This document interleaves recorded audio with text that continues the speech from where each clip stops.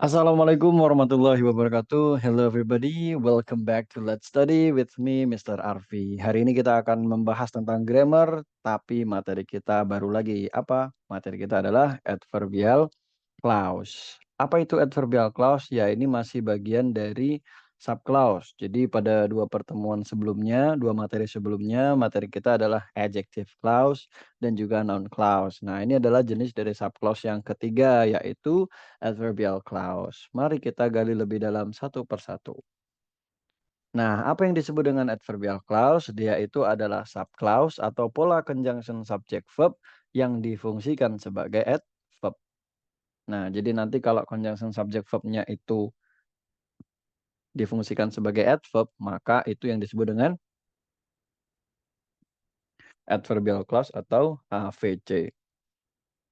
Berbicara tentang adverbial clause, posisinya nanti ada beberapa. Yang pertama yaitu initial atau awal. Dia bisa diletakkan di awal. Nah, langsung saja coba perhatikan pola di sini. Nah, ini adalah subject conjunction subject verb-nya atau subclause-nya. Dia berada di paling depan. Kemudian baru diikuti subject verb. Nah, penerapannya dalam kalimat seperti apa nih? Because you can answer it, you get the parcel. Nah, mana conjunction-nya? Because. Mana subjeknya? You. Mana verbnya? Can answer it sebagai objek. Nah, conjunction subject verb ini yang namanya subclause. Nah, subclause-nya menempati posisi apa? Adverb. Kenapa? Subjek sudah ada, verb ada, objek ada. Nah, ini adalah posisi sisa. Adverb, maka dia disebut dengan adverbial clause. Yang kedua, ada pada posisi middle atau tengah. Nah, coba teman-teman perhatikan saja langsung ke sini polanya. Nah, conjunction subjeknya, conjunction subject verb-nya berada di antara subjek dan verb-nya main clause. Supaya lebih jelas, coba perhatikan ini. You, because you can answer it, get the parcel. Nah, jadi ada di tengah-tengah sini. Oke, jadi langsung fokus saja ke contohnya ya, biar teman-teman nggak ribet dengan penjelasan. Terus yang terakhir ada pada posisi final atau akhir, berarti dia berada di belakang. Langsung aja teman-teman perhatikan di sini. Nah, di sini ada conjunction, ketemu dengan subjek, bertemu dengan verb. Yang mana conjunction subject verb ini jatuh setelah subject verb yang di depan. Main clause, nah ini subclause. Maka jadinya you get the parcel because you can answer it. Nah, gitu ya. Jadi bisa di depan, bisa di tengah, dan juga bisa di akhir. Berbicara tentang adverbial clause, nanti dia punya banyak jenis. Nah, yang pertama adalah adverbial clause of condition. Nah, masih ingat condition? Bukan kondisi, tapi syarat. Nah, berarti dia adalah adverbial clause yang menunjukkan syarat. Atau gini saja, dia adalah adverbial clause yang merupakan bagian dari conditional sentence atau kalimat bersyarat atau kalimat pengandaian. Berbicara tentang kalimat pengandaian, dulu saya pernah kasih tahu kalian ada satu conjunction.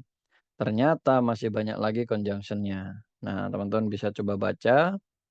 Dan kalau perlu ya baca saja lah, nggak usah dihafalkan. Baca aja, semoga hafal sendiri. Nah, di sini mungkin yang spesial adalah unless. Di mana unless itu if bla bla bla not. Nah, gitu ya.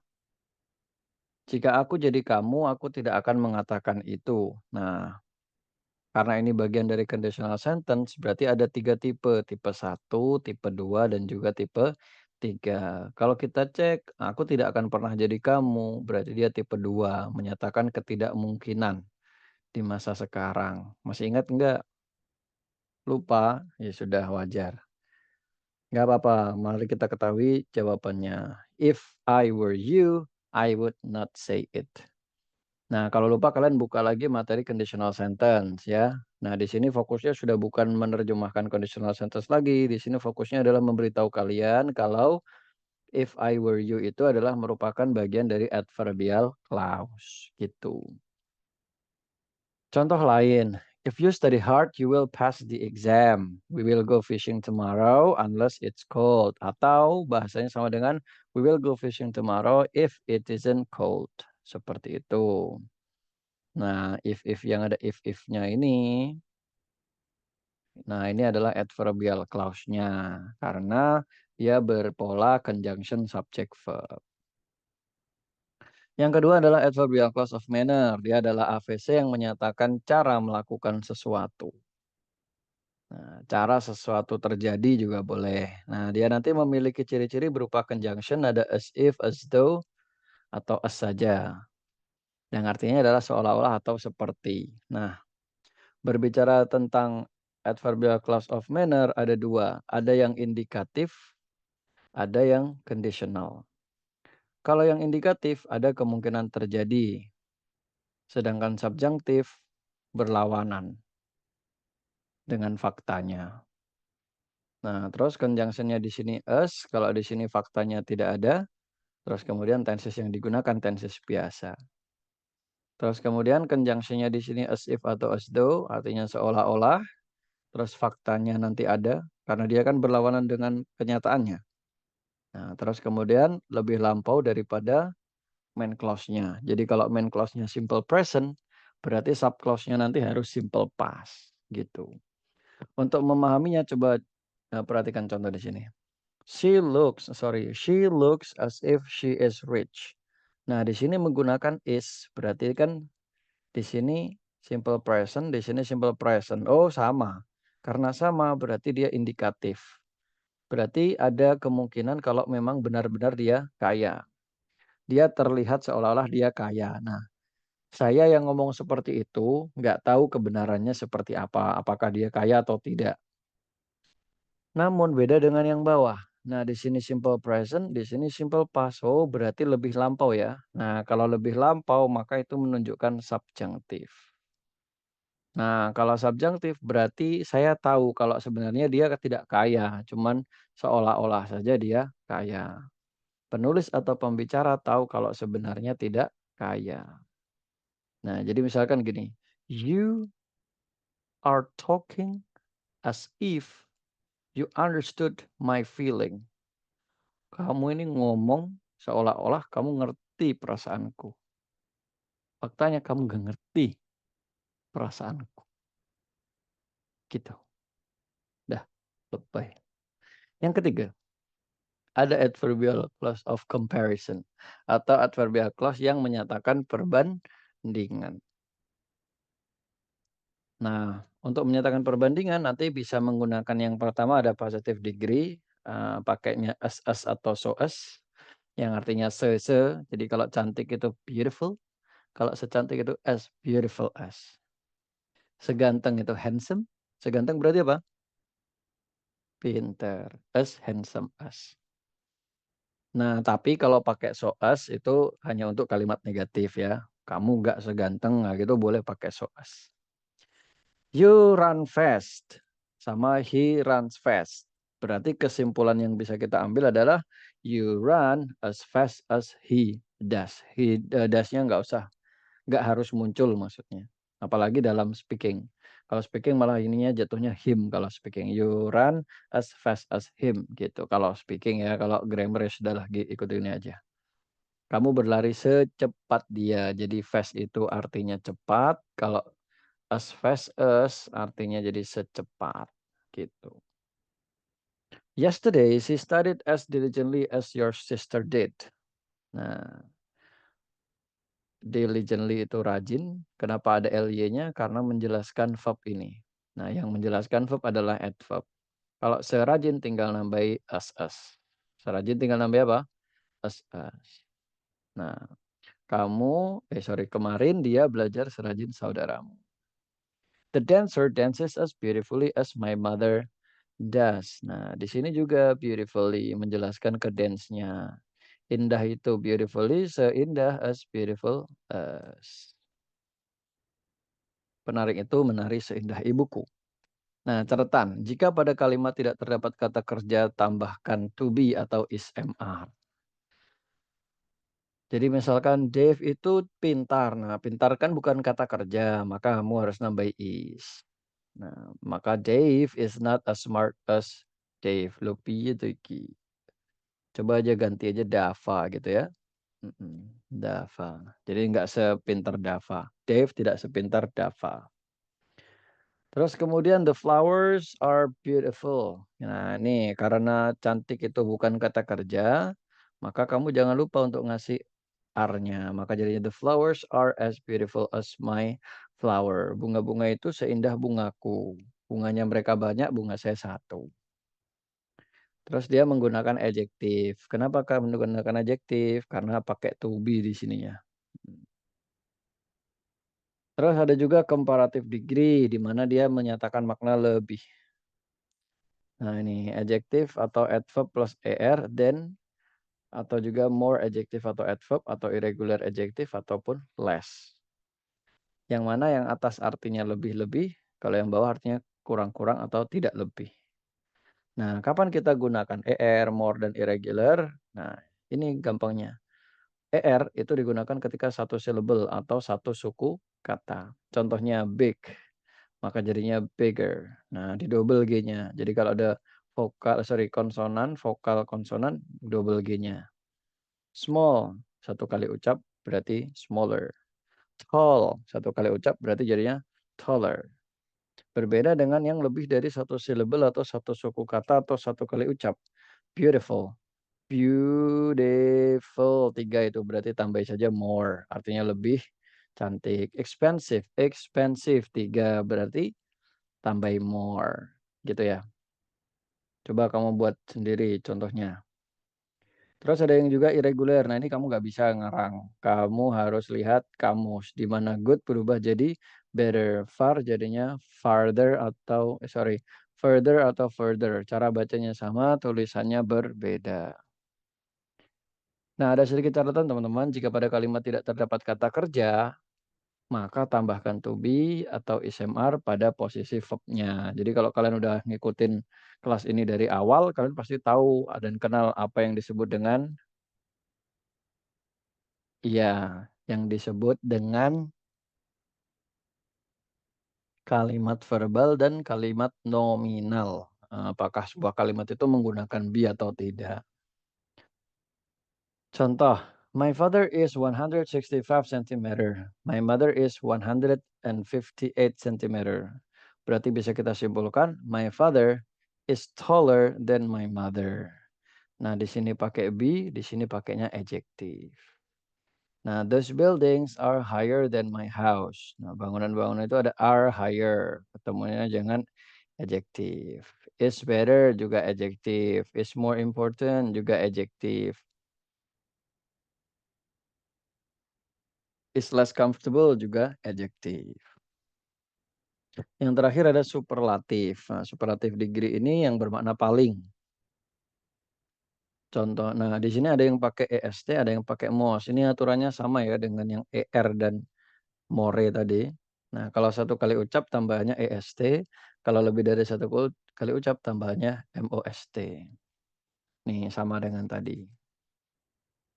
Jadi kalau besar itu big, lebih besar itu bigger, kalau paling besar biggest. Nah, gitu. Kalau cantik itu beautiful, lebih cantik itu more beautiful, paling cantik itu the most beautiful, gitu. Bisa dipahami? Good job. Contoh, I am the oldest child in my family. Kenapa ditambahannya est? Karena tua itu satu kali ucap, old. Nah, fast juga begitu. Expensive, kenapa ditambahinya the most? Ya karena expensive lebih dari satu kali ucap. Terus handsome juga begitu. Handsome berarti lebih dari satu. Maka jadinya the most. Aman? Nah, itu ya. Nah, terus kemudian cara membentuk adjektif atau kata sifat dalam bentuk komparatif dan superlatif. Nah, ini. Jika adjektif hanya terdiri dari satu suku kata, maka tambahkan akhiran er atau st atau est. Er kalau maknanya lebih, est kalau maknanya paling. Light jadinya lighter, lightest, small, smaller, smallest, tall, taller, tallest, old, older, oldest, fast, faster, fastest. Nah, gitu. Terus jika adjektif berakhiran huruf e, maka tambahkan r untuk komparatif, tambahkan st untuk superlatif. close, closer, bear, better, brave, braver, dan seterusnya. Teman-teman bisa baca itu ya.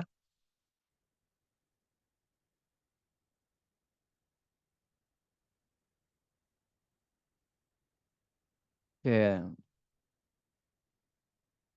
Terus ini ada busy, busier, busiest, lazy, lazier, laziest, pretty, prettier, prettiest, dan seterusnya. Ini kalau untuk kasus yang Y sebelum huruf Y ada huruf mati. Itu ya.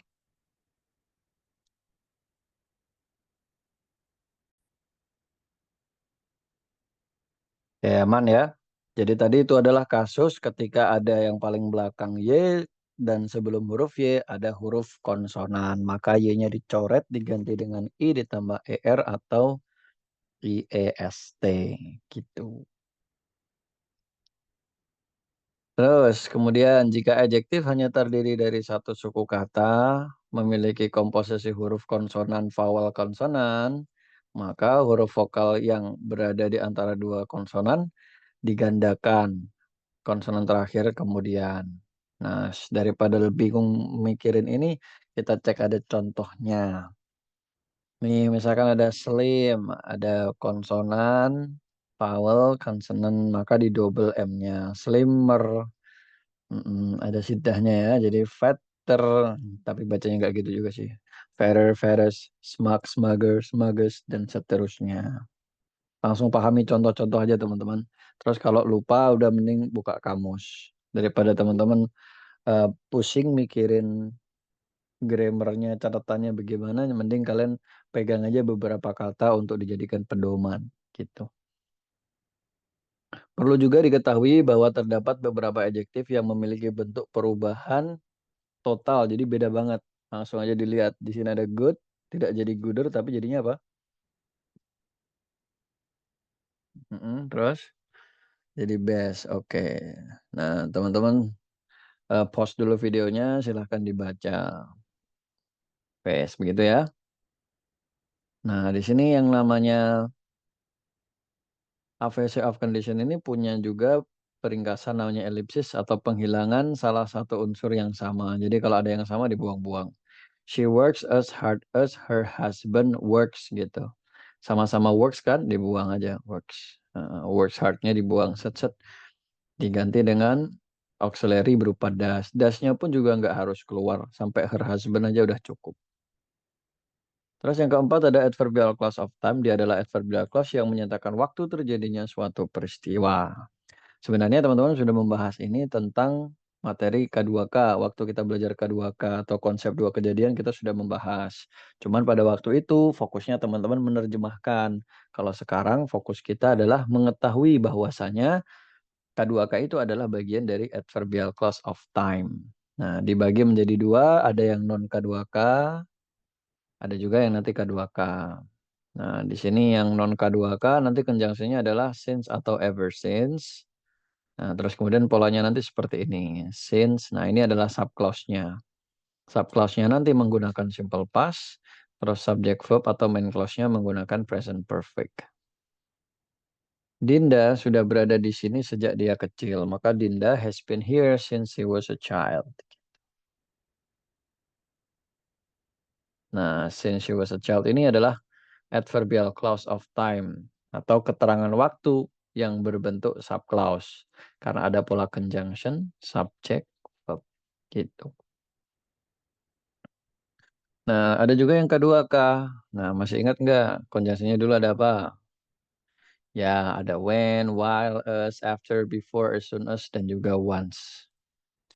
Polanya ada yang bersamaan, ada yang berpotongan, dan juga ada yang berurutan. Untuk penjelasan lebih dalam, teman-teman bisa kembali lagi ke beberapa video kita sebelumnya. Nah, itu ya. Nah, contohnya, Haris sedang makan sambil dia duduk di dapur. Nah, mana subclause-nya? Ya ini yang ada kata sambilnya ini. Nah, ini menunjukkan waktu. Berarti bisa dong ditanya pakai kata tanya kapan. Nah, kapan Haris sedang makan? Sambil dia duduk di dapur. Gitu. Maka jadinya Haris is eating while he is sitting in the kitchen. Nah, penjelasan selengkapnya untuk K2K dapat dilihat pada bab pembahasan konsep dua kejadian, gitu ya. Jadi fokus kita, saya cuma mau ngasih tahu kalau ini namanya adalah adverbial clause of time. Kalau di K2K dulu fokusnya menerjemahkan kalimat yang mengandung dua peristiwa. Demikian teman-teman yang bisa saya sampaikan. Apabila teman-teman ingin mensupport materi dari Let's Study, teman-teman bisa melakukannya dengan beberapa cara. Yang pertama adalah kalau kalian punya rezeki berlebih, teman-teman bisa scan barcode yang ada di sini. Silahkan donasikan sejumlah uang berapapun bebas. Atau kalau kalian belum ada rezeki berlebih, kalian boleh juga share video ini, link video ini ke teman-teman kalian sebanyak-banyaknya sehingga kami bisa bermanfaat untuk teman-teman semua. Semoga apapun yang sudah kita pelajari bermanfaat untuk kita semua. Last I say, wassalamualaikum warahmatullahi wabarakatuh.